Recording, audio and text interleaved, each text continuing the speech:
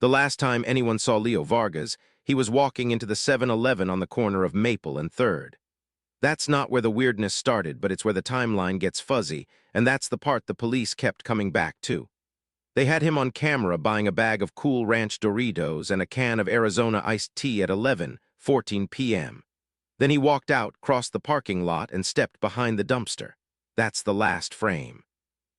The dumpster is pressed against a 6-foot wooden fence that backs onto an empty lot. There's no gate. There's no way out except back the way he came. But Leo didn't come back. The officer who first watched the tape rewound it 7 times.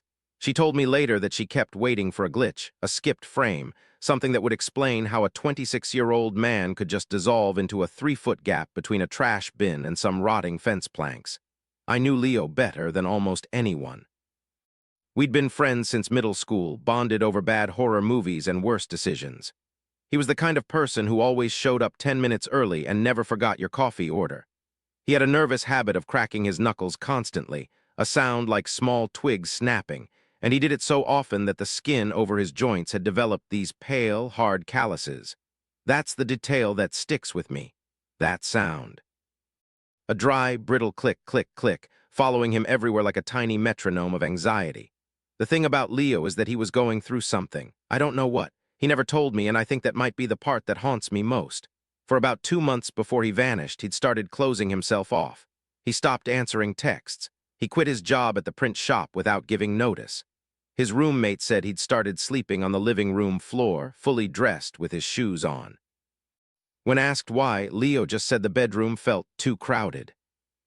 That's the word he used, crowded. For a room he slept in alone, I tried to reach him. I left voicemails that went unreturned. I texted memes he would have loved. Nothing. Then 3 days before he disappeared, he called me. It was 2 in the morning. I almost didn't answer, but something about the way my phone buzzed felt different. Insistent, like it wanted me to pick up. "Hey man," he said. His voice was quiet but not tired. It had a tight, reedy quality to it, like he was holding himself very still. "Leo, you okay?" "I need you to listen," he said. "I'm not going to explain this. I just need you to listen and maybe, I don't know, remember it." I sat up in bed. The hair on my arms was standing straight up. Remember what? He took a breath. I could hear the crackling of his knuckles over the line, that dry percussion. Then he told me something I still can't fully make sense of. He said that for the past few weeks he'd been noticing a gap in his day, not a long one, maybe 15 minutes.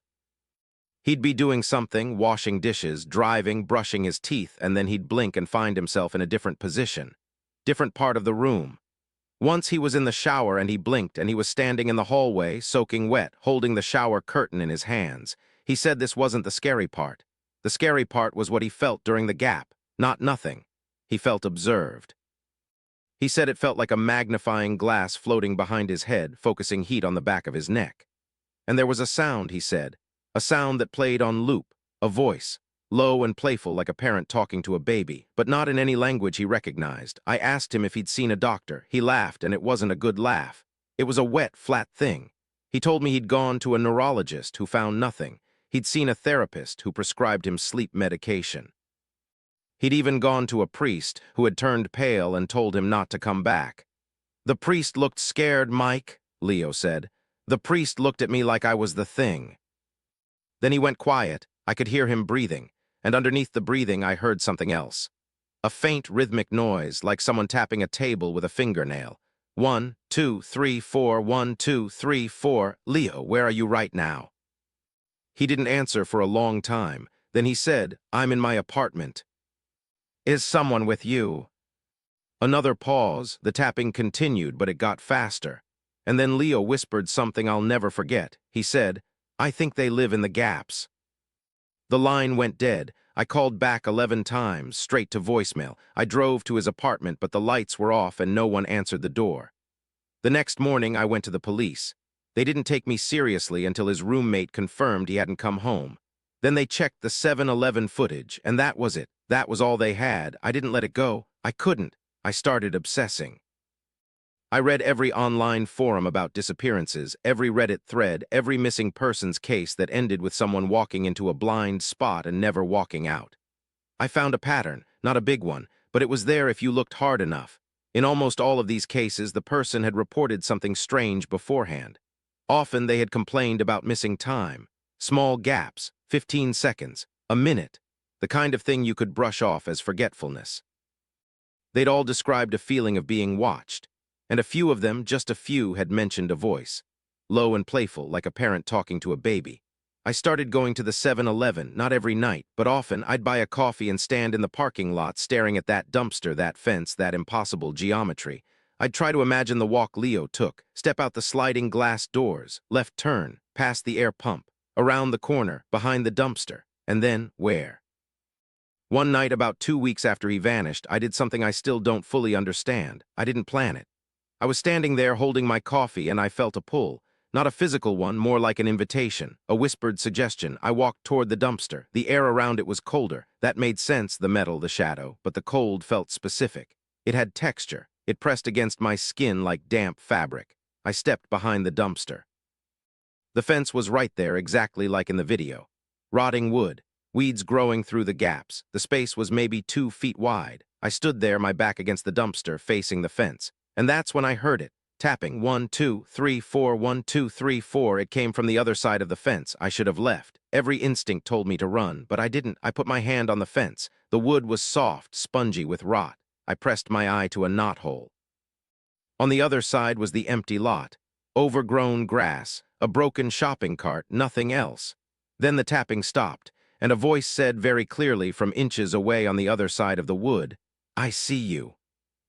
I fell backward. I scrambled out from behind the dumpster, dropped my coffee, ran to my car. I didn't look back. I sat in the driver's seat with the doors locked, my hands shaking so badly I couldn't fit the key into the ignition. Here's the part that keeps me up at night. The voice. I know that voice. I've known it my whole life. It was Leo's voice, but not how he sounded when he was okay. It was how he sounded on that phone call, tight, reedy, holding itself very, very still. I haven't gone back to the 7-Eleven. But I've started noticing my own gaps. Yesterday, I was walking from the kitchen to the living room and I blinked and I was standing in the bathroom with the light off, holding my car keys. I don't remember the hallway. I don't remember turning. I was just there. And when I realized where I was, I heard a sound, quiet, rhythmic, coming from the other side of the bathroom mirror, tapping, 1, 2, 3, 4. I think they live in the gaps.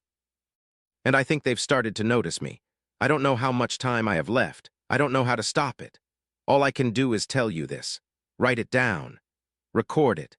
Because if you ever feel a cold patch of air in your house, if you ever blink and find yourself in a room you don't remember walking into, if you ever hear a low, playful voice that sounds like someone you love but isn't someone you love anymore, don't answer, don't lean in, don't press your eye to the fence, because they're already watching you. And once you notice them noticing you, the gaps get longer, every time.